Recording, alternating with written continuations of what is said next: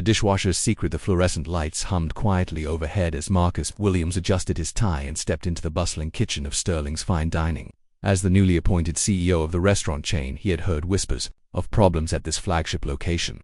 Tonight, he would see for himself. He had traded his expensive suit for a simple navy blazer, telling the staff he was a regional inspector doing a routine evaluation. The kitchen was alive with the evening rush servers weaving between stations, chefs calling out orders, and the constant clatter of dishes being washed in the back corner. It was there, at the dishwashing station, that Marcus first noticed her. She was young, probably in her early 20s, with blonde hair pulled back in a messy bun. Despite the steam and heat surrounding her, she worked with quiet determination, her hands moving efficiently through the endless stream of plates and glasses. What struck Marcus most was her focus. While others took breaks or chatted during lulls, she never stopped. "That's Emma," said Tony, the head chef, noticing Marcus watching. "Been here about 8 months. Works harder than anyone I've seen."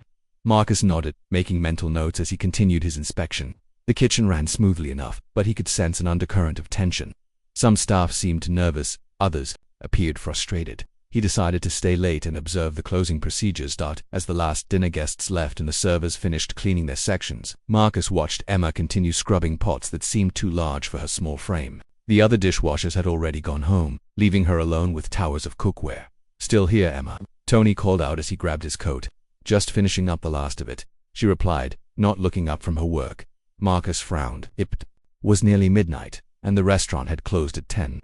He approached the dishwashing area, pretending to review inventory sheets. "Long night?" he asked casually. Emma looked up, surprised to see the inspector still there. "Oh yes, sir, but it's fine. I don't mind." Her voice was soft but tired.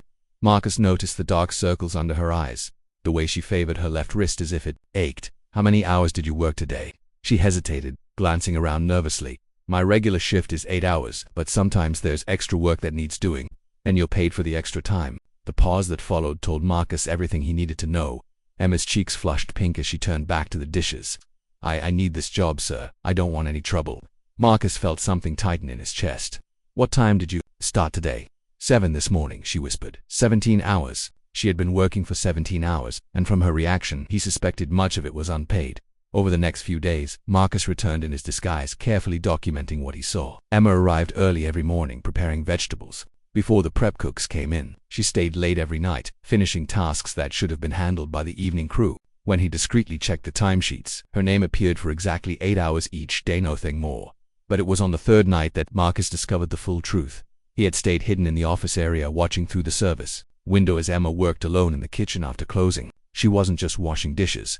She was methodically checking each piece of equipment, wiping down surfaces that had already been cleaned, and organizing storage areas with meticulous care. Then he saw her pull out a small notebook and begin writing. Curious, Marcus waited until she left, then checked the areas she had been working on. Everything was spotless, but more than that, she had identified several maintenance issues and had apparently been tracking inventory discrepancies. The next morning, Marcus arrived at the restaurant in his true identity for the first time. Word spread quickly that the CEO was on site, and the staff grew visibly nervous. He called a meeting with the management team first. "I want to see all employment records and timesheets for the past 6 months, he announced. As he suspected, the documents revealed a pattern.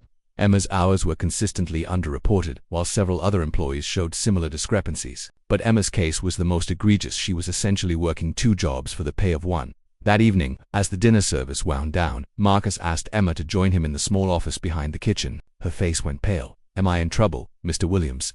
she asked, recognizing him now. "Sit down, Emma," Marcus said gently. "You're not in trouble, but I need to understand something. Why haven't you reported the unpaid hours?" Emma's eyes filled with tears. She tried to blink away. My mom is sick. She needs expensive treatments, and I send most of my paycheck home when they ask me to help with extra work. I hoped it might lead to a promotion or at least prove I was valuable enough to keep. And the notebook, the maintenance checks, the inventory notes." She looked surprised that he knew about that. "I just want to do a good job. I noticed things that seemed wrong, problems that could cost the restaurant money. I thought someone should know." Marcus leaned back in his chair, studying this young woman who had been working 17-hour days, not for recognition or immediate reward, but out of necessity and genuine care for her work. "Emma, what would you say to a promotion? Assistant manager position, with a salary increase and proper overtime compensation?" Her eyes widened. I don't understand. Your notebook contains observations that would have taken our consulting team months to identify. You've been doing the work of 3 people, and doing it better than most of our management staff. The question is, are you interested in staying under fair conditions?" The tears she had been holding back finally fell, but they were tears of relief and gratitude. "Yes, sir. Thank you, sir." Marcus stood up, extending his hand, and Emma, "The back pay for all those unpaid hours will be in your next check with interest." 3 months later, Marcus visited the restaurant again. This time, he came as himself, but the inspection was purely routine. The kitchen ran more efficiently than ever. Inventory was perfectly managed, and employee morale had improved dramatically after the management changes he had implemented.